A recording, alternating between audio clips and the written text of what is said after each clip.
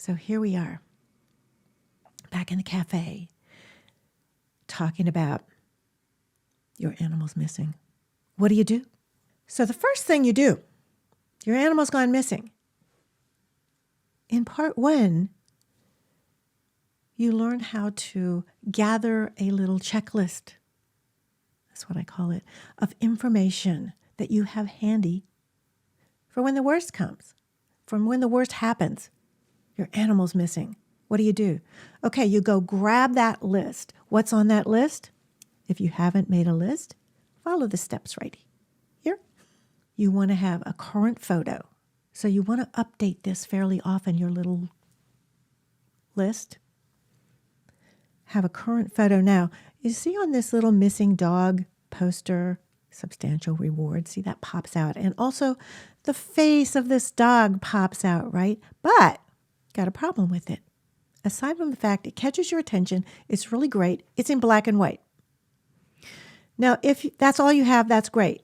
The first thing that I have a problem with is it doesn't show the dog's whole body. Okay, so just make a note of this. And I'm going to talk about this over and over and over again. You want to have the whole body, because what if they have identifying markings, like they have little white toes and the rest of them is black. The tip of their tail is a different color from the rest of the body.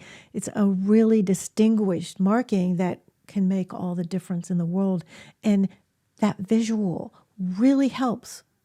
I don't know about you guys, but I'm a visual. So you've got that current photo, or maybe you might have a couple of photos, but just have a current photo with this information, their name, you know their name, but just have it there. So it's just easy, because when your animal is missing, you're emotional. Trust me, I know firsthand how emotional you can be. I'll share that with you in a little while, but you have their name, their age, so their current age, as best as you know, because many of us have adopted animals or brought them in off the street. We have no idea. We have an approximate idea, but no idea. So do the best you can with the age. A description of them, have that written description, and also that contact information, your phone or email, whatever the best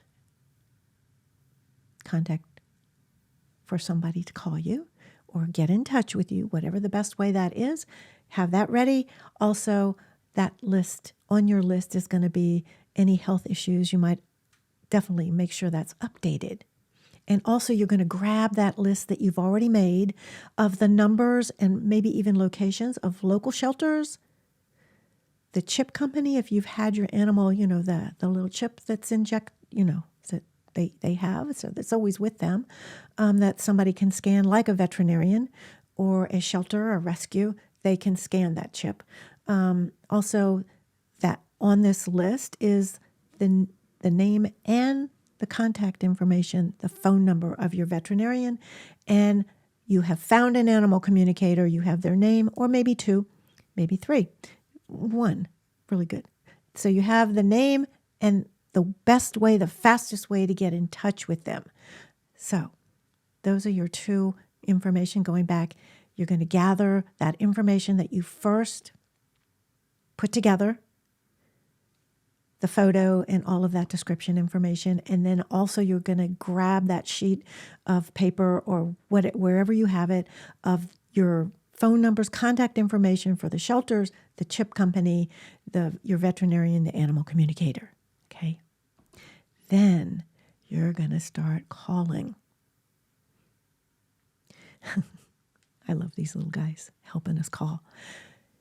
The first place I would call, notify your chip company if your animal has been chipped. The little ID that's injected under the skin. Contact them immediately. They will start sending out a blast. A blast?